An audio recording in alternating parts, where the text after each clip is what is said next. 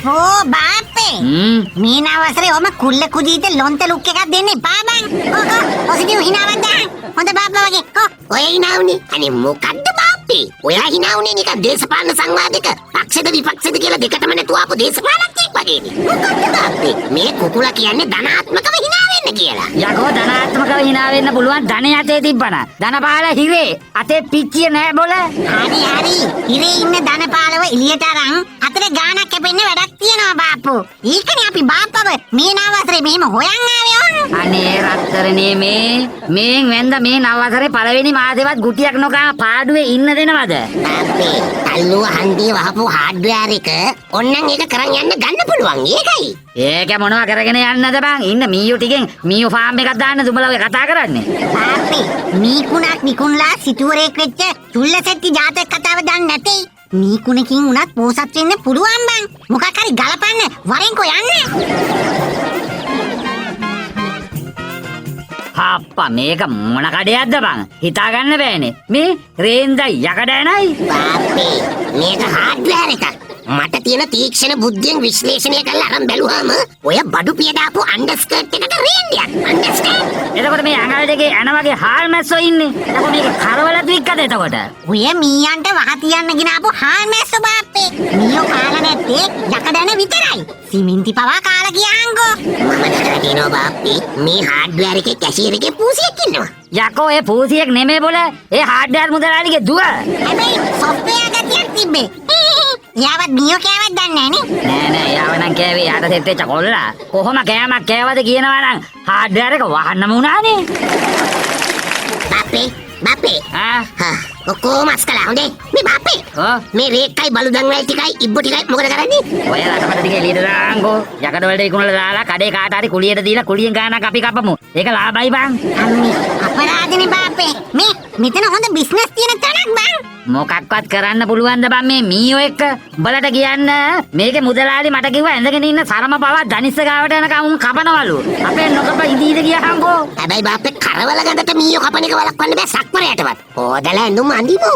ඔතින්න මේකේ කෑමක්වත් කන්න බෑ මීයෝ උදුරන් දුවනවලු බං. මුන් මීයෝ නෙමෙයි බං යක්කු කියලායි මට කිව්වේ. හරි මේ බාප්පේ අදහසක් ආවා. මොකද්ද? ඒක දොට්ට දාන්න නිකන් විස්කිරිනියක් හක්කට තියලා අල්ලලා කිරිපි එකක් බොන්න විදියක් නැතේ යෝ. බාප්පගේ හිත ඇදිලා තේ කියන වැඩේ මොකද්ද කියහන්කෝ ඉස්සෙල්ලා. මීයන්ගෙන් බේරිලා කරන්න පුළුවන් එකක් හොඳේ ඈ. නේද බාප්පේ? ඔව්. අපි මේකේ සත්ත්ව සායනයක් දාමු. ඇනිමල් ක්ලිනික් ඕන. කොහමද කලින් විස්කිරින්නේ කිරිතේ ගෙනාවනම්. ඔය කිව්වේ ෂෝක් තලපුන්නක් උඹේ කතාවක් මු. බල හත්ත සායනයක් දාන්න කෝ මේකේ ડોක්ටර් කෙනෙක්. කෝ එව්වට අපි ළඟ බඩු. පොඩි මේකප් එකක් දාලා ගත්තොත් බාප්පේ බාප්පා පසු වෛද්‍ය. කුකුලා ඇටෙන්ඩන්ට්. මානි චප්පනිස්. හරියට හරි ඔය කිව්වේ. දැන් එතකොට මම පසු වෛද්‍ය. දැන් මේ කුකුල ඇටෙන්ඩන්ට්. උඹ රිචප්පනිස්. එතකොට මිස් ෆයර් එකක් ගියොත් බල එකෙක් දවල් නෙමෙයිනේ වෙදකම් කරන වෙදාටනේ කට්ටිය නෙලන්නේ නේද? බය වෙන්න එපා බාප්පේ. ඔය මිනිස්සුන්ට දෙන බේත්ම සත්තුන්ට උනත් දෙන්න පුළුවන් බං. හරියයිද බං? සත්තුන්ට වඩා අන්ත මිනිස්සුන්ට ඒ බේත් හරියනවා නම් ආයි සත්තුන්ට එකෙන්ම හරියනවානේ. අනික බාප්පේ සතා කටක් කරලා කියන්නේ නෑනේ. බෙහෙත් හරි නෑ කියලා. අම්මා පවුනේ නයකෝ. සතා මලොත් විතරනේ කේස් එක නේද බං? බාප්පේ ඔන්න ලස්සන්ට බලුදන් වල ටික එල්ලුවා. දැන් නම් පොඩි බඩගින්නක් එනවා. වැඩ කළානේ ඉතින් එක දිගට ඒකනේ.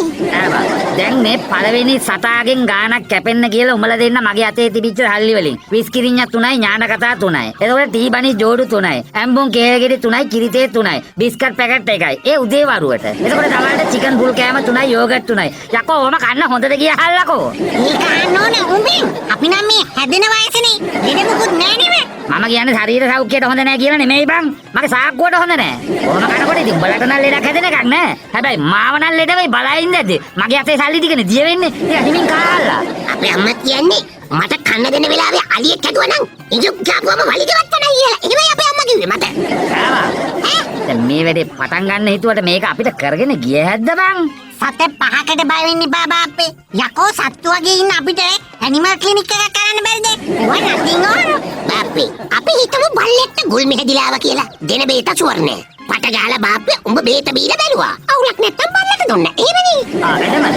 හරි. එහෙනම් පළවෙනි පිස්සුවලු බේත මං උඹට විදලා ඉන්නම් කොහොඳේ? මේ බාප්පේ දැන් සත්තුන්ට වෙදකම් කළා මොකක් හරි මිස් ෆයර් එකක් ගිහිල්ලා සත්තු අයිතීන් වෙනුවෙන් අපිව උසාවි දැම්මම දඬුවමට වැලිකඩ කූඩුවකට දායිද නැත්නම් දෙහිවල සත්තු අතේ කූඩුවකට දායිද බං? ඔය ඉතින් අර කෙපෙන කතා කියන්න එපා. දැන් මේ කිව්ව කතාවට මට පොඩි බයකුත් ආවා. ඔය නෝනලා එහෙම බලන්න පූසන්ට පණ ඇරලා ඉන්නේ හොඳේ.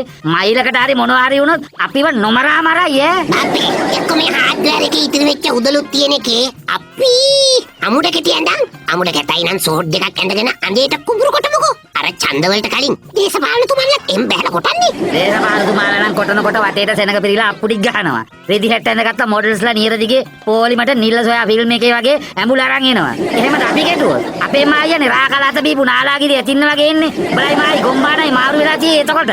ඉතින් බාප්පේ එහෙනම් අපිටත් ඒ වගේ සෙනඟ අප්පුඩි ගහන්නයි මොඩල්ස්ලා ඇඹුල අරන් එන්නයි අපිත් බහිමුකෝ පොලිටික්ස් වලට. ඊට වඩා නම්බුයි නේද බං සතුත් එක්ක කරන මේක ඈ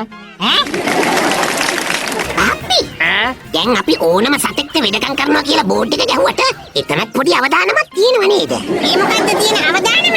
අපි ඕන සතෙක්ට බේත් දෙනවා. එකම බේතනේ දෙන්න තියෙන්නේ.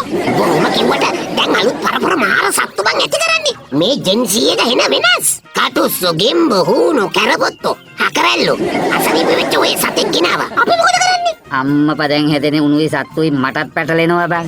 ඔය ඉස්සර නම් ඉතින් ගෙදරක බල්ලෙක් හදන්න ඕන වුණාම ඔය කානුවක පැටව ගහපු පැටියෙක්ව උස්සගෙන ඇවිල්ලා. කන කලුව හරි කඩිය හරි ටොමිය කියලා හරි උඩ නමක් දානවා. ඒකම නාවල ඔය හාල්මැස් ඔලු ටිකක් කඩලා බත් එක්ක කනලා කන්න දීලා ඔය සරම් පටියකින් ගැට ගහලා තිබ්බාම අනේ ඌ හොඳට හැදෙනවා. ආයි මොනවද කොස්කොලයක් වටනද? ඌ මෙලෝ තියන්නේ නැතුව බුරනවා. අන්න එහෙමනේ අපි හැදුවේ. ඒකට දැන් ඉන්න බල්ලෝ මස් කට්ට දුන්නේ නැත්නම් හොරා ඇඟට උඩින් පැනලා ගියත් බල්ල පුරන්නේ. අනික උන්ට දෙන්න තියෙන බේත් වර්ග විටමින් නාවන්න තියෙන ෂැම්පූ ඇත්තටම බං දැන් නෝනලා බල්ලෝ හදන හැදිල්ල දැක්කම පොත් ටිකක් අතට දීලා ඉස්කෝලේ යවන්න නැති ටික විතරයි කියලා හිතෙනවා බං. ඒක නම් සම්පූර්ණ නැත්te මේ කුකුලා කියන කතාව. අනේ අම්මිය මේ බාප්පි නෝනලට පුළුවන් නම් බල්ලව ඉස්කෝලෙට යවනවා.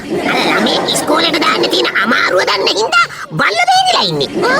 මේ බාප්පේ දැන් අපි මේ සත්ත්ව සායනේ සත්තුන්ට වෙදකම් කරනකොට අපේ කාර්යභාරය මොන වගේද? අර කලින් කතා වෙච්ච විදියනේ.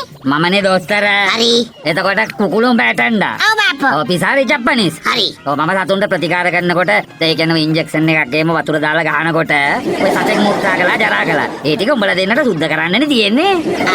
ජරා වදින්නත් ඕනේ නේ. හරි. ඊට අමතරව රිසෙප්ෂනිස්ට් විදිහට 110 කොමිස් එකක් තියන් මේ බලුදන් වැල් රේක් උදළු තල එහෙම වික්කට කමක් නැද්ද? ඔව් ඒවා විකුණහන් කමක් නෑ. හැබැයි රේක් උදළු තල සත්තුන්ට ගලප්පන්නේ කොහොමද කියලා මගෙන් අහන්න එපා හොඳේ. මේ බාප්පේ මොකෝ? කස්ටමර් කෙනෙක් ඇටෙන්ඩර් විදියට මගෙන් ඩොකාගෙන ඇහුවොත් මම මොකෑ කියන්නේ වන්? මොනවද බොල එහෙම කවුරු හරි ඇහුවොත් කට හොදලා ගියාම මම ක්වොලිෆයිඩ් වෙටනරි ડોක්ටර් කෙනෙක් කියලා එච්චරයි. අර සුදුසුකම් නෑ කියලා බල්ලෙකුටවත් දැනෙන්න නගරින්න එපා හොඳේ. නෑ මං කියන්නේ නිකන් හරි බල්ලෙක් මගෙන් අහන්න වගේ හැදුවොත් මම පටාස් ගාලා කටකලියාවක් දාන්නම්කෝ. එතකොට වැඩේ ආවරයිනේ නේ. මේ බාප්පි අපේ සේවක උත්පේරණයට මාරි පැකට් පහක්වත් ගෙනල්ලා කන්නේ නැද්ද බං? ඒක බල්ල වගේ. යකෝ තාම එක සතෙක්වත් මේකට ආවේ නෑ. කාහ මාව. යකෝ බලහන් ඉතින් දාපු බෝඩ් එකටත් අතින් පාඩුයිනේ. එක සතෙක් ගිනාවේ නෑ කියහන්කෝ මෙතෙන්ට බේතක් ගන්න. ඒකනේ බං. බලහන් බාප්පේ අපි කොයිතරම් වාසනාවන්තද කියනවා නම් සත්ත්ව සායනේ දැම්ම විතරයි මේක හිටපු මීයෝ ටිකත් ආගියතක් නැති වුණානේ. ඕන් දැනගත්ත ඕනම බේතක් ටෙස්ට් කරන්නේ මීයන්ගෙන් කියලා. බඩු වනිස් වෙන්න කලින් උන් මාරුණා. අන්න මොලේ තියෙන මීයෝ. දැන් ඔය බේත් වල ගුණාත්මක භාවය පෙන්වන්න ඇටන්ඩ විදියට උඹට බේත් බීලා වුණත් පෙන්වන්න වෙනවා පුතෝ හොඳේ. මොකක්ද? ඒ කොහමද? ඒ කියන්නේ එහෙම ලොකු දෙයක් නෑ නිකන් උදාහරණයකට මෙතෙන්ට කුරලෙඩේට බේත් ගන්න හරකෙක් ඇදගෙන එනවා. උඹ කොරක ගහ ඇවිල්ලා ඒ බේත බීලා පෙන්නලා හොඳට ඇවිදගෙන යන්න තියෙන්නේ. බාප්පේ මොකද්ද බං උඹේ මාව දාන්න යන තැන? බාප්පි ඈ ඊට වඩා හොඳ නැද්ද? අර සමහර තැන් තියෙන්නේ කොරුන්න උස්සගෙන ඇවිල්ලා අත තිබ්බ ගමන් ගැස්සිලා වැටිලා බිම පෙරලිලා හොඳ වෙන්නේ. එහෙම එකක් කරනවා.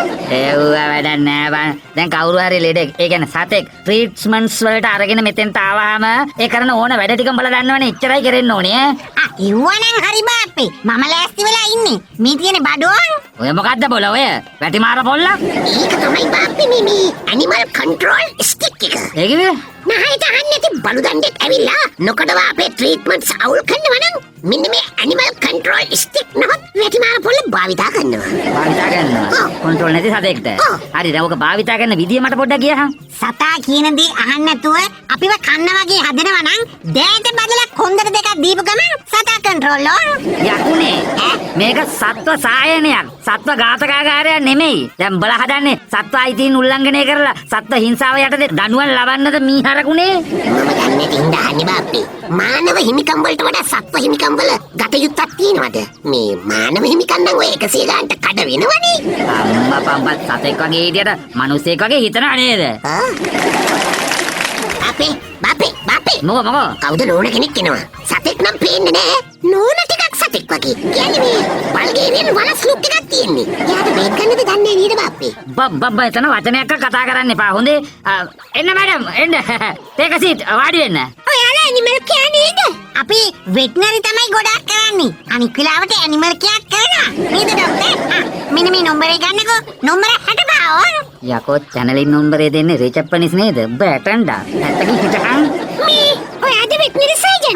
යස්. ડોක්ටර් මගේ පෙට් ඉන්නවනේ. අනේ එයා ගේ ඇතුළට වෙලා ඉන්නවා එළියට එන්නේ නෑනේ. පෙට් කිව්වේ බල්ලාගේ නමද මැඩම්? ජනා කරන්නේ ගේ ඇතුළේ දොන්. කට පියාගෙන හිටියේ නැත්නම් අම්මපා දැන් උඹේ අර කටට ගහනවා නිර්වින්දන ඉන්ජෙක්ෂන් එකක් හොඳේ. මේ මැඩම් දැන් මැඩම්ගේ පෙට් එළියට එන්නේ නැහැ කියලා නේද කිව්වේ? අනේ ඔව්වනේ. එයා ගේ ඇතුළේමයි ඉන්නේ. එළියට එන්නෙම නෑ. කොහොම පාරක් දීලා බැලුවේ නැද්ද මැඩම්? මොකද්ද කිව්වේ? කොහොම පාරක්? මේ කුකුලෝ උඹේ අර ඇනිමල් කන්ට්‍රෝල් ස්ටික් එකෙන් ඒ කියන්නේ අර වැටිමාර පොල්ලෙන් දෑත බදලා කොන්දට එකක් ඕනේද උඹ කට පියාගෙන පැත්තකින් ඉන්නවද?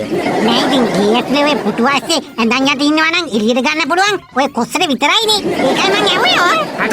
හරි මැඩම් මේ මම ගෙදෙට්ට ඇවිල්ලා ඉන්ජෙක්ෂන් එකක් දෙන්න පුළුවන් ගෙයින් එළියට බහැලා ගම වටේ දුවන්න ඕන නම්. හැබැයි ඉතින් හෝම් විසිට් එකකට 3000 විතර අපි ගන්නවා. නෑ නෑ ડોක්ටර් ඉන්න ඕනේ නෑ. මම ගේට් එකම පෙට්ට අරන් ආවා. මේ ඉන්නේ මල්ලේ.